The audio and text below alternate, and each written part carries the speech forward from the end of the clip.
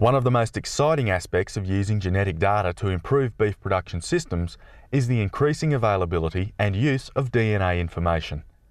Brisbane-based research company Genetic Solutions provides to the industry genetic tools including GeneStar, SireTrace and SureTrack.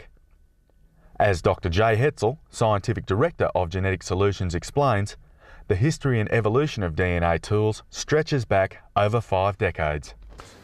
Well, it probably goes back to 1953 when the structure of DNA was first discovered by Watson and Crick. Once the structure had been discovered, they could work out how DNA, which makes up genes, actually does its thing. In terms of tools, probably the most significant development in recent times was in 1986 when DNA was first used for establishing the identity of an individual in a crime situation, and indeed the scientists who developed DNA fingerprinting received a knighthood because of the significance of that result. As in terms of the beef industry, the first real tools came out in the mid-90s with DNA fingerprinting. GeneStar marbling was the first DNA marker test for a production trait released in the world, and that was released in July 2000. So it's been in the marketplace now for nearly 4 years, and we followed that with the 2 tenderness markers which we've released, which are now combined to be GeneStar Tenderness 2. So it's been in the marketplace for 4 years. We've done over 20,000 tests already.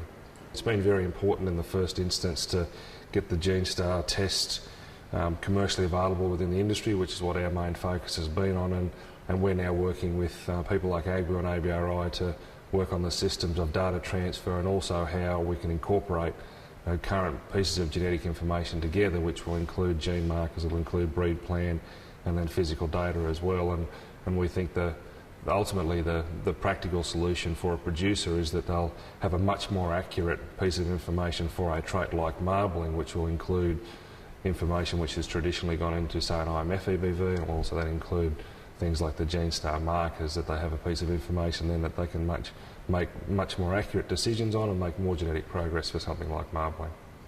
DNA technology is new to the beef industry, but its uptake has been aided by the fact that it's cheap to take samples and the results that come back are simple to understand and interpret.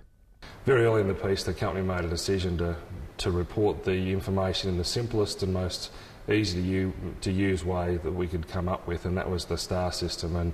And what it actually reflects is the 0, 1 and 2 stars reflect the number of positive copies for the gene marker. So for a gene marker you only have 2 alleles, and they can either be positive or negative. So a 0 star has 2 negatives, a 1 star has a negative and a positive, and the 2 star has 2 positives.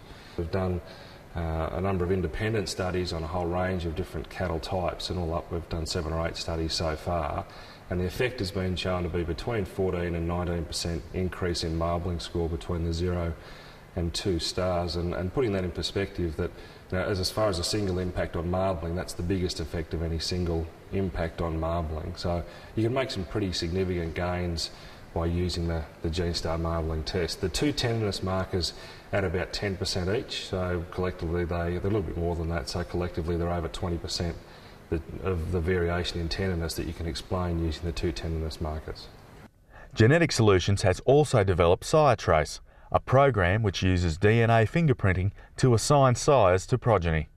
Errors in pedigrees can make a big difference, can be quite expensive mistakes, and the current pedigreeing system has an error rate of between 5 and 15% in most herds. Using DNA, the DNA analysis, the error rate can be reduced to effectively 0. One of the things we've found working with our commercial customers is the level of inconsistencies in pedigree and level of pedigree errors, and there's 2 main functions that we've had people using SireTrace for. One is verification of pedigree, so that they can confidently register their calf, particularly in the case where they run an AI program and then run backup bulls. And the other one, which is gaining a lot more momentum, is where they're using multiple sires and then using SireTrace to identify the calves back to the individual sire, so they can get some management benefits out of running larger cow herds with multiple bulls and then still being able to register those calves with full pedigrees to the sires and dams by using SireTrace. The use of DNA markers in the cattle industry is set to expand in the future, with efforts continuing to develop a greater suite of tools. In terms of gene diagnostics for genetic improvement or for genetic management, we're really at the beginning. There's a small number, but we know there's 30,000 genes that control growth and development in animals. It's not going to be possible to develop diagnostics for all of those genes, but for a significant percentage of them, potentially hundreds and hundreds, those gene diagnostics will have value in terms of breeding and in terms of management. So as you can see, we're really at the beginning of this revolution, this DNA revolution in terms of new tools for the beef industry. Our goal in terms of DNA markers is to identify enough markers, which is probably 3 to 5 for each of the key traits, and to explain up to 50% of the genetic variation. At the moment we have a single marker for marbling and 2 markers for tenderness.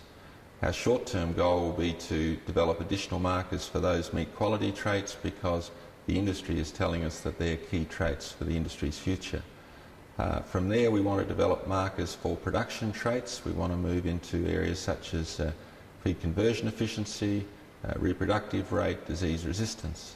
These traits are much more complex genetically and much more difficult to develop markers for, so it's not realistic to say we'll have those in the next few years, certainly to the level of 3 to 5 markers for each of those traits. But the goal is there, and through the efforts not only in Australia but being carried out around the world, we can see how that goal is going to be achievable in the medium to long term. With more tools under development and industry uptake increasing all the time, an emphasis has been placed on making the collection of samples for DNA analysis as cheap and easy as possible. This patented sample collector has been incorporated into a combined ear tag that also includes an NLIS electronic device and a standard management tag to provide a low-cost solution to closing the identification loop for producers.